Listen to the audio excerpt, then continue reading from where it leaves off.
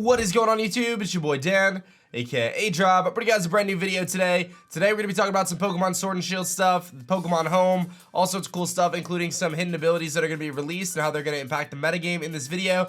I have to give you guys a disclaimer, there's no face cam. I have the flu. For those who don't follow me on Twitter, I've been dealing with the flu for a couple days now. It's hitting me really hard, dude. I had 102 fever yesterday.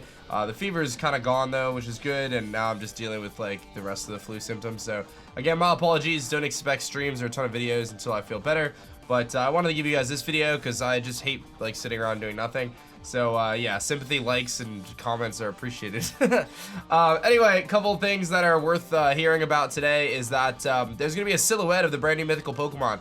For those who don't know, on the February 27th Pokemon Day, there's going to be a new mythical Pokemon revealed. A lot of people were confused, thinking that was going to be Calyrex or some other mythical that we've already seen. But it's going to be a completely new mythical that we've never seen before. And I wouldn't be surprised if there was actually distribution for it pretty quickly thereafter, maybe even on Pokemon Day. So definitely something to be excited about. February 27th is definitely a day to kind of keep on your calendar because it's a big day for Pokemon. So keep an eye out, but we're going to get a mythical Pokemon Silhouette revealed. And that's actually going to be before the 27th reveal. So Corocoro generally should leak in the next 2 or 3 days. Corocoro was released on the 15th of the month usually, and there's different time zones because it's in Japan. So I would actually expect it to leak any day now, like maybe in the next 48 hours. So keep an eye on the channel, make sure you subscribe, have those notifications on, because the new mythical is we're gonna get a silhouette, which I think is super cool actually. So I'm excited about that. Shouts to Cerebi, by the way, for reporting on this. A couple things here too that I wanted to note is there's actually been a lot of confusion about Pokemon Home. A lot of people are asking like when Pokemon Home is coming out. And right now there was some articles and kind of some screenshots that listed as mid-February. However, now it's just February, so there seems to be some kind of ambiguity around that. My guess is that they're actually finalizing the application and it's not ready for release yet, and they don't want to set a release date because they're afraid they're not going to meet that deadline. That would be my best guess, because like if it was ready, they would just set a deadline, right, and just say, hey, it's coming this day. So I think that they're just like really trying to work out any final bugs or whatever that could be, you know, impacting the application. And that's ultimately what's keeping them from releasing it so far. So I'm still like leaning towards the next 2 weeks. I think probably by Pokemon Day, but we know it's gonna be February at some point. So it really could be this weekend. It could be the following weekend. I'm not really sure. And the last thing I wanted to talk about, and kind of the bulk of this video, is actually talking about the hidden abilities that are going to be released through Pokemon Home. For those who don't know, I've been doing a lot of competitive VGC, and I've actually been really enjoying the format. The format's going to be shifted a little bit because some of these hidden abilities are going to be released for the first time, and they previously weren't released. For those who don't know, like even though you could do max raid battles to get hidden abilities, some of these Pokemon do not have their hidden abilities in max raid battles, which does make it so like when Pokemon Home comes out, you could transfer in a hidden ability, Clefable, for example, and then breed it to be a Galar Pokemon. So I'm going to talk about a few of these and kind of give you my thoughts both on the singles and doubles format and kind of give you my perspective there. So the first thing is Friendguard Clefairy. I actually brought it to a tournament. I've only played in 3 regionals. One, which was last month, and then 2, which was like a couple years ago. And the second one that I ever went to, I brought Friendguard Clefairy, believe it or not. It's really good. It reduces the damage output on your ally, which is cool. It also gets Follow Me, which is an incredibly powerful move that allows you to redirect targets. I think it's just going to increase the usage of Duraludon, really. But Clefairy is actually in some ways better than Clefable because of how bulky it is, because of the Eviolite. So you can give it an Eviolite item and allow it to be a lot bulkier. Unaware Clefable, I think could be kind of cool because of the maxing moves, like being able to ignore Dynamax and stuff, but most of the time Magic Guard is probably better. But in single battles, I think Unaware is really cool. So for Draft League and things like that, having Unaware Clefable could be really useful. Prankster Meowstic is kind of interesting because you can do like Prankster screens and stuff. So currently Grimmsnarl has that role in VGC, but there's going to be some opportunities there. And actually Leopard does the same thing. I'm not sure if Leopard learns the move Quash, but if it does, that would actually be really good. But otherwise, Leopard, kind of a cool support Pokemon that I think people are sleeping on. It gets Prankster Thunderwave at a faster pace than Grimmsnarl does, excuse me. Excuse me. So it's like just a better Prankster user in that regard. It's not as bulky though, so that's the thing. But I think Leopard actually can be really good. It's super fast, so might be a kind of a cool use there. And Swoobat is one of the ones that I really like the most.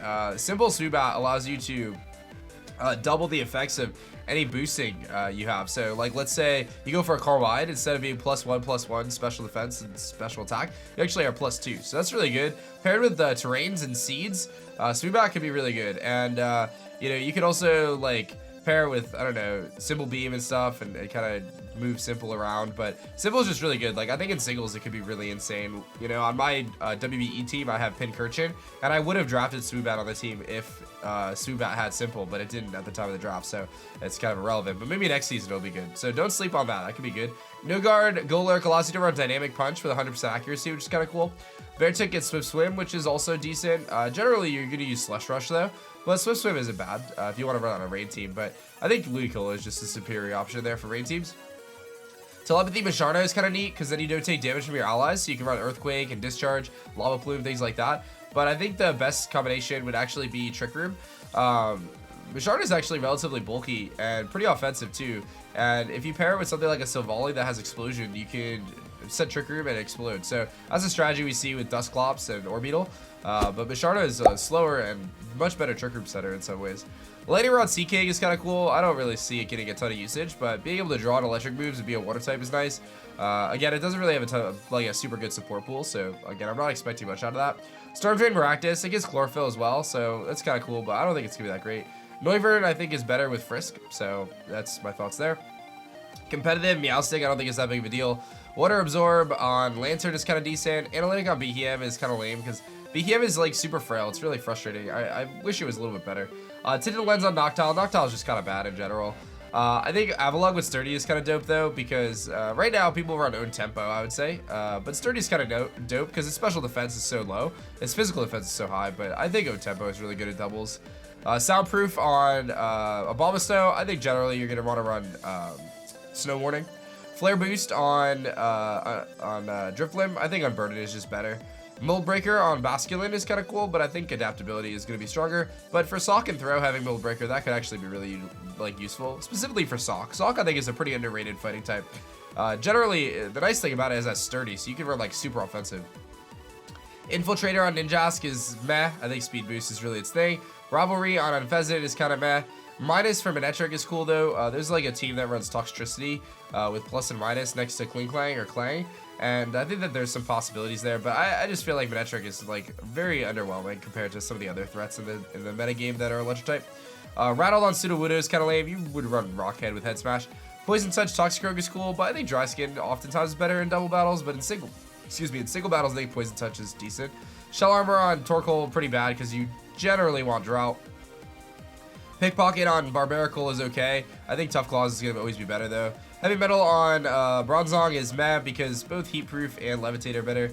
Rain Dish on Pelipper, also meh because generally you're going to want to set up the Drizzle and you're going to have Rain. You don't want to deal with Rain Dish. You want to set your own Rain. Keen Eye on Drapion is okay, but I think Battle Armor or Sniper is just better.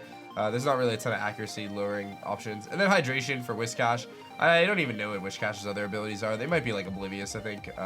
But Whiscash is just kind of like a pretty underwhelming Pokemon. So in terms of the impact of the metagame, there are, especially at the top row and, like, some of the higher stuff there, I think Clefairy is a huge one. Clefable in single battles.